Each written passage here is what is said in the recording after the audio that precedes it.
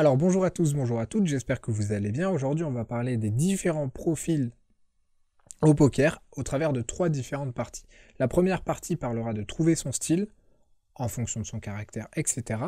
La deuxième partie, quels sont les obstacles à résoudre une fois que vous avez votre caractère et votre profil à table. Il faut voir les obstacles qui peuvent vous empêcher de gagner de l'argent. Et enfin la troisième partie concernera le fait de comment jouer contre les différents profils que vous allez croiser à table. Alors pour commencer, trouver son style. Alors, l'objectif est de trouver son style de jeu, celui qui correspond le mieux à votre caractère. Il est évident que, comme dans tout domaine, il va évoluer. C'est-à-dire, admettons que vous soyez très timide à une table de poker, on va considérer que vous êtes tight, c'est-à-dire que vous allez jouer vos cartes et vous n'allez pas faire de bluff trop risqué, etc. Mais ça va être développé dans le futur, c'est-à-dire plus vous allez jouer et plus vous allez vous dire « Ok, là les gens foldent beaucoup même si j'ai rien, donc je vais tenter d'agresser un peu plus souvent. » Et c'est ça que je veux voir, c'est l'évolution en fait. Vous pouvez démarrer, être très serré, avoir très peur de jouer des jetons, ou de l'argent, ça revient au même, mais si justement vous le faites de plus en plus et que vous êtes de plus en plus serein et vous comprenez de plus en plus les mécanismes adverses, ça va être super intéressant parce que justement vous allez comprendre le jeu et là vous allez gagner énormément. Alors pourquoi cet objectif est important? Car il est toujours plus simple pour moi de jouer en fonction de son caractère. C'est-à-dire, je ne me vois pas, si j'étais tight, je ne me verrais pas du tout jouer aggro à une table, parce que je me sentirais pas serein. Je me dirais, ouais, j'ai l'impression que tout le monde sait que je suis tight, et tout le monde a l'impression justement que je vais être tight, mais là j'ai l'impression que je vais me faire attraper. Et aussi concernant les ranges, vous trouvez énormément de ranges sur internet, mais la plupart des ranges sont des ranges de joueurs de NL50 et plus, donc elles sont très agressives, parce que ces joueurs ont de l'expérience, et même s'ils ont commencé tight justement, en jouant leurs cartes, ben, ils ont commencé à voir qu'ils pouvaient gagner plus d'argent via l'expérience et en jouant plus de cartes.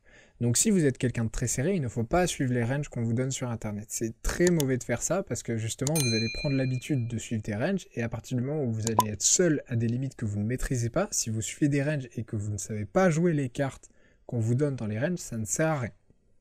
Voilà, c'était une brève aparté histoire de faire comprendre que c'est très important de jouer en fonction de son caractère. Quels sont les obstacles à résoudre? Alors, le problème, c'est qu'il va falloir faire des efforts en fonction de votre caractère.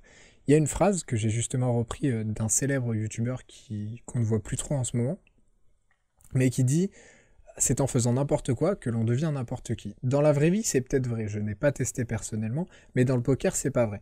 Si jamais vous êtes quelqu'un de très agressif dans le poker, que vous mettez des jetons partout, forcément, quelqu'un va vous voir bluff une fois, il se fera plus bluffer par vous, parce qu'il va prendre la note, il va se dire « Ok, ce joueur il est comme ça, mais du coup je vais prendre la note et je vais plus jamais me faire bluffer par lui. » Et si vous continuez de bluffer contre lui, à chaque fois il vous attrapera. Donc il y a des limites à avoir. Si vous êtes aggro, faut pas trop l'être, et si vous êtes tight, il faut pas trop l'être justement. Il faut vraiment penser à ça, parce que les gens à table, faut partir du principe qu'ils ont tous un tracker. Même si c'est pas vrai aux petites limites, il faut quand même partir du principe qu'ils ont tous un tracker, parce que comme ça vous fait jouer contre des joueurs et vous savez qu'ils ont des informations potentielles. Voilà. Alors maintenant on vient à la partie qui est la plus intéressante pour vous, donc comment jouer contre les différents profils. Alors évidemment ça c'est mon avis personnel, c'est valable à peu près à toutes les limites, parce que les profils on les retrouve à toutes les limites. Après c'est des profils très classés, c'est-à-dire c'est jamais tout noir tout blanc dans la vraie vie, vous n'êtes pas un joueur tout le temps NIT, vous n'êtes pas un joueur tout le temps aggro, vous n'êtes pas tout le temps un joueur ABC. Il y a des gens qui sont 70% du temps NIT, d'autres et en même temps 30% ABC. Ça dépend un peu des profils, mais c'est à vous de nuancer justement. Ça, je peux pas le faire pour vous. Donc on va parler du premier joueur, qui est le joueur serré. Donc aussi appelé NIT dans le poker.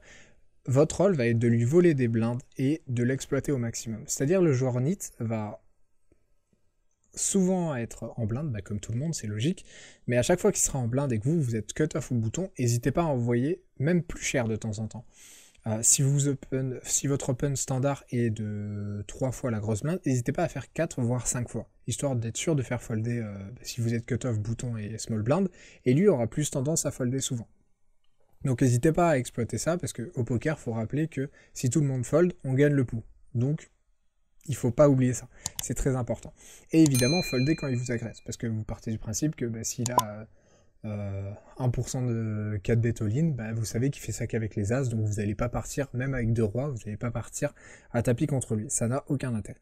Le joueur aggro, c'est le joueur le plus difficile à jouer pour moi, parce qu'il va falloir être encore plus aggro que lui. C'est-à-dire si vous voyez qu'un joueur vous 3 bet 15 voire 18% du temps à toutes les positions, donc ce qui est énorme, hein. Généralement c'est plus quand il est en SB, il va avoir tendance à vous 3-bet si vous êtes bouton au cut-off parce qu'il sait que vous êtes plus faible, mais admettons qu'il fasse 18% à toutes les positions, n'hésitez pas à le 4-bet, à lui revenir dessus avec des mains moins fortes, type des rois valets suités, des rois dames suités, des mains où vous bloquez des combinaisons très fortes chez lui, comme 2 rois, 2 dames, ou 2 valets encore, comme je viens de l'expliquer. Donc vraiment, n'hésitez pas à être plus aggro contre lui, et il va folder très souvent face au 4-bet. Parce que justement, il aura rien. Si vous 3-bet 18% du temps, ça veut dire qu'il a des mains très marginales, typiquement As-10 off, il peut les avoir, il peut même avoir des As-5, As-4, As-3, As-2 suités. Donc n'hésitez pas à lui envoyer des parpaings qui vont fold face à votre 4-bet. Le joueur ABC. Alors le joueur ABC, j'ai dit exploiter ses failles parce que c'est le joueur qui a le plus de failles selon moi. Le joueur ABC, quand il a une main, il mise. Quand il n'a pas de main, il fold. Le joueur ABC, quand au flop, il a une main, il c-bet. Quand il n'a pas de main, il check. Et du coup, vous avez juste à miser, quelle que soit votre main. Vous avez dame 4 sur 2, 7, roi, vous misez, il va folder. Donc ce contre lui que vous allez faire principalement, souvent, beaucoup d'argent. Le fiche, donc ça évidemment c'est le bon client, le joueur qu'on a toujours à notre table, sinon ça sert à rien de rester à une table, il ne faut pas l'oublier. S'il n'y a pas un fiche, on se barre, même 2, hein, en petite limite, 2 joueurs à une table de 2 fiches à une table de poker, c'est très bien. Prendre le spot où il veut notre tout, parce qu'il y a forcément un moment où le fiche va se dire, ok j'ai deuxième paire, c'est bon, je peux y aller. Et bah, vous avez top paire, top kicker, bah, vous payez.